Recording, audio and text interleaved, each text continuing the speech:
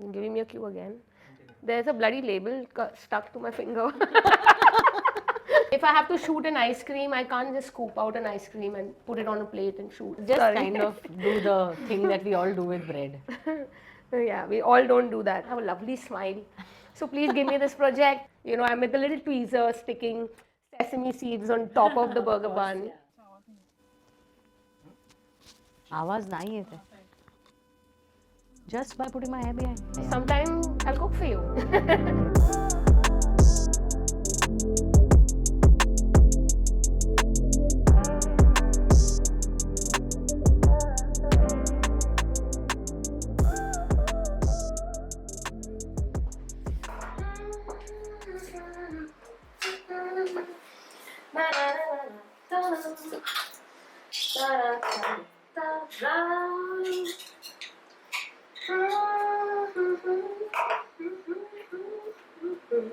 Hey, hi Esther. Hey, hi Ketki, how are you? Good. What's up? What are you doing? I'm just making some breakfast, yeah. Oh, nothing fancy? No styling? No man, it's like after all the styling that I do at work, no ways. Welcome to Creative Talkative with Ketki Tewary. Yeah, we're creative and talkative. There's no stopping this. There's no topping this. Time to explain what's in our veins, what's in our minds. Take a peek into these lives. Yeah, we're creative and talkative. There's no stopping this. There's no topping this. Join in on a delightful chat with one of the industry's leading food stylist, Esther Amanna, as she talks about her ability to communicate and balance an art form through food by creating stunning visual stories and her Zen approach to life.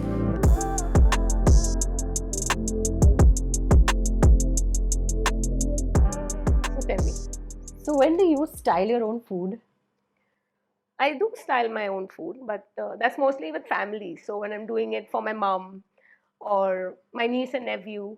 So that's the only time when I get intricate. Because once I finish work, I don't want to come home and style anything.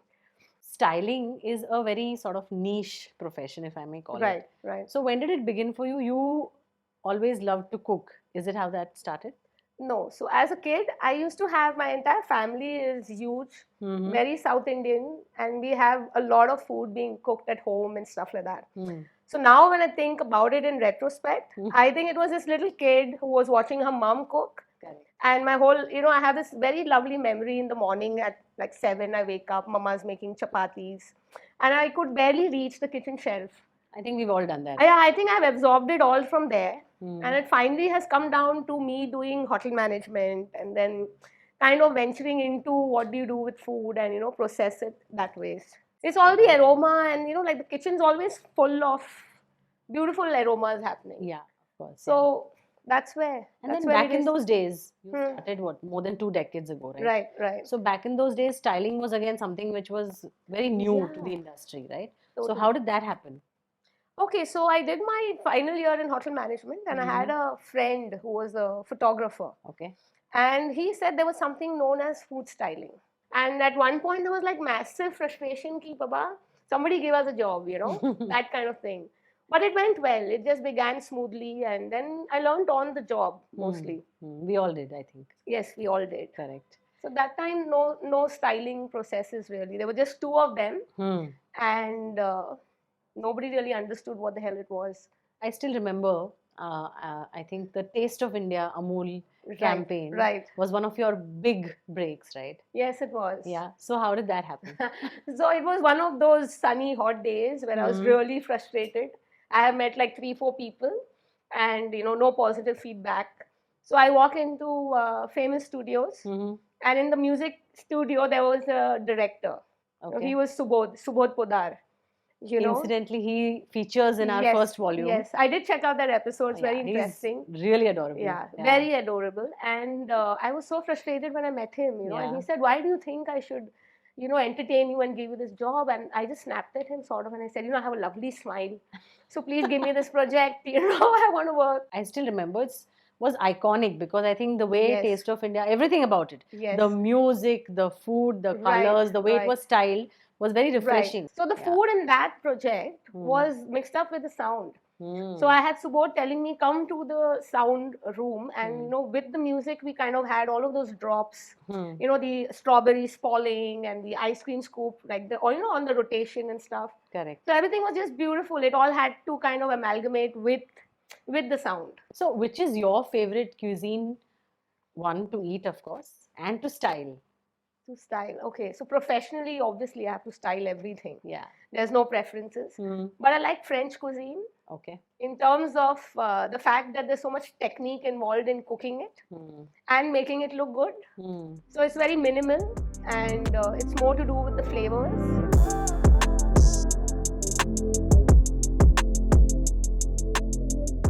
Styling for advertising, but styling for print and film. Right. How is that different? When we're doing an ad film, it's like really huge, massive, lot of lighting people and the entire director and the agency and production house and stuff like that. The ad films are like chaos. Like there's so much happening, so many models and the food aspect and the packaging shots and things like that. And the print is when, it's very minimal, restricted crew strength. More detailed actually also. So when I'm styling, for me a print image sort of stays with me. But when we're doing an ad film, it's gone in like a few seconds. When you are styling for a restaurant menu, do they show you that this is what we want our dish to look like, and then you style it accordingly? This is what the chef is turning out. Now you style it and give it to us. Or does it work the other way, where you style something, but then they have to follow, and all their dishes need to look like that, which is a more difficult task. Yes. So how does it work? So for a restaurant menu, I have to stick with the vision of the restaurant and the chef. Because of course the consumer has to get what we're kind of doing.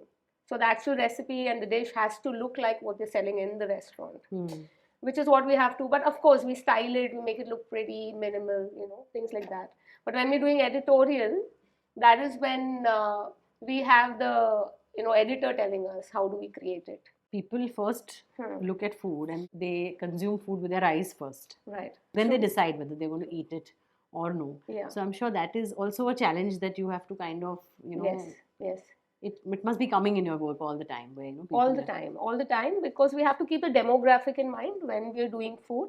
So if we're in India, we have an Indian client, we have to keep the Indian consumer in mind. If I'm shooting abroad, then it has to kind of pertain to that market. So that's how we kind of create our work. Hands play a very integral part. And you think that it's very captivating to use hands with the food. Because my sense of styling is that it's more lifestyle. I want to show the connectivity. I want to show the story as to where is it coming from. And for me, hands, it's as a texture, it makes me feel like, I'm doing something which is involved. I'm involved in that frame. So suddenly if I'm like, say I'm shooting for a editorial story, there I would love to have hands, because I'm kind of relating it to the story of the place or the cuisine or the locality. So that's when different hands come into play. Also, I think in India, a lot of our eating happens with hands. We've seen our mothers cook with their hands. Yes. So it kind of immediately you can, build that connection. Related. Yeah, correct. And also I like the way it looks more. So when I'm styling it, I keep it very casual. Of course, we're staging it to look casual, which is even more difficult. But I like that feel where it's casual, relatable, things like that. And hands are like good. Chef's hands are mostly plump. Correct. I sort of like hands, I think. I don't know, maybe it's a fetish.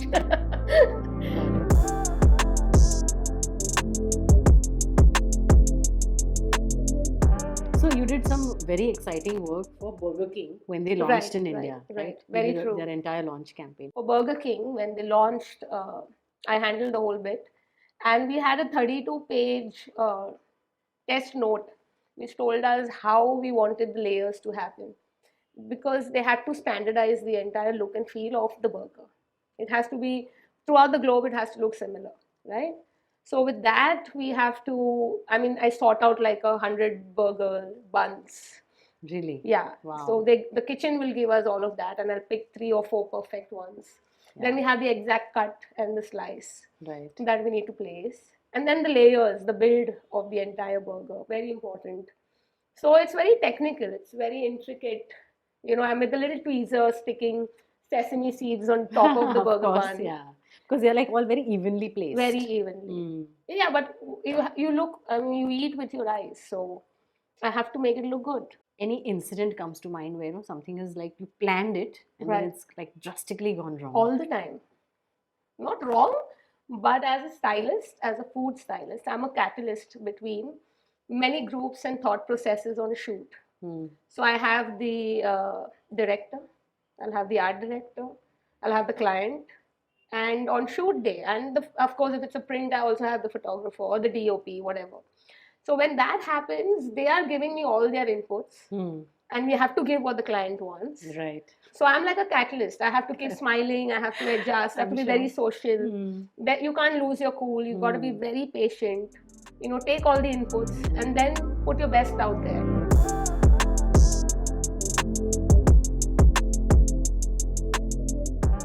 Of late on social media, on Instagram and all these, people have, like, whether they're home chefs or whether they're food bloggers, on social media, people have this very fancy way of presenting their own food.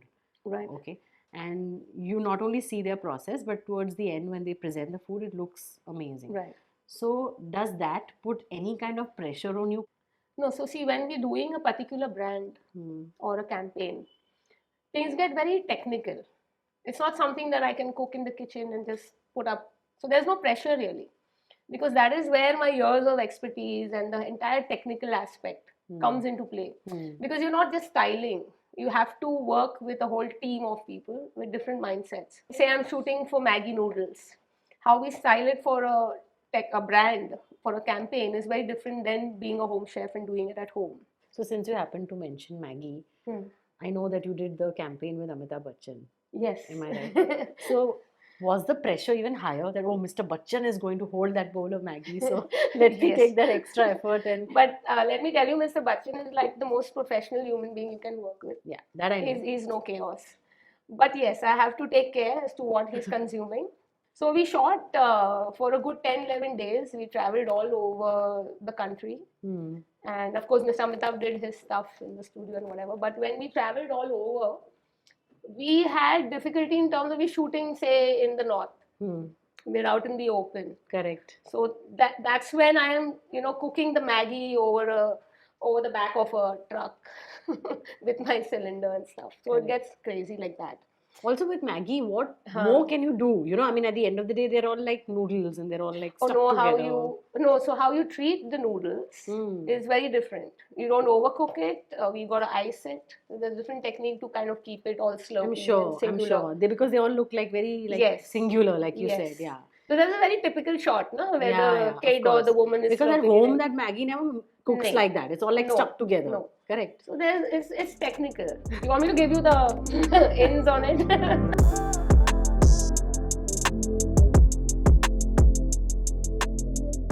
The most difficult food or drink item as far as styling is concerned is what? Yes, I think shooting beverages is really difficult. So I just shot something for Coke off late, Coca-Cola. And so getting all those droplets that you see on the can. Outside. Right, outside it. So plastic works differently. A glass bottle would work differently. So there are different techniques as to how we create that small, the small droplets and things like that. So I literally airbrush it, Glycerin is like a really old technique. And the bubbles, when it's falling also, I'm sure it's created, or yes, that automatic? Yes. So we use different chemicals, or sometimes vitamin C tab works to get that little soft fritz. So apart from food styling, you're also into styling product. So again, what is the category you love when it comes to styling products? So it happened very organically when I was a food stylist. The directors or the photographers said, Esther, you have good aesthetics, so let's also do a set. Do some interiors, do some jewelry. So off late I shot for Tanishq Zoya, which was a jewelry brand, which I was really excited with the results later on. Food accompanied with sound or music is a very deadly combination. True. So for example, I'm looking at someone giving a chauka, and when I hear the sound of that, it automatically makes me feel hungry. Yes, yeah. True. Or say someone is pouring a glass of wine and there's this sexy saxophone playing. It just enhances, right? True that. So what is your take on food and music? I think definitely music adds on to food. It's a must. And also I am a musician. I learned West African djembe. Really? That's what all this. I was Yes, just going to that's- ask you. That's precisely what all of this is about. I'm still learning. I'm not yet out there on stage, but So mostly very soon we'll see a combination of Esther, the food stylist, the Maybe. product stylist, and the Maybe. musician. Maybe. So have you ever thought that if you do this combination, Hmm. what sound or what music will you produce for your food? With West African percussion? No, I haven't thought about Yeah, it yet. imagine like a chonka with like a very Yeah, da-da-da-da-dum-dum. No.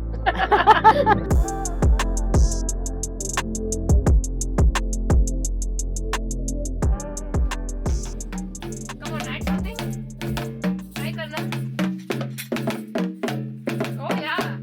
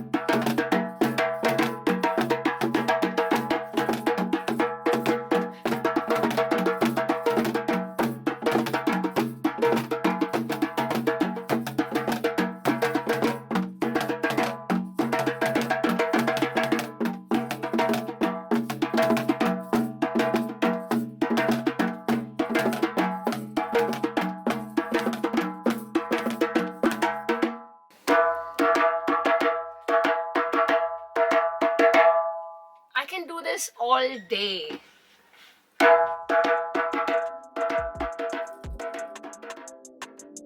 Hope you had as much fun listening as we did talking.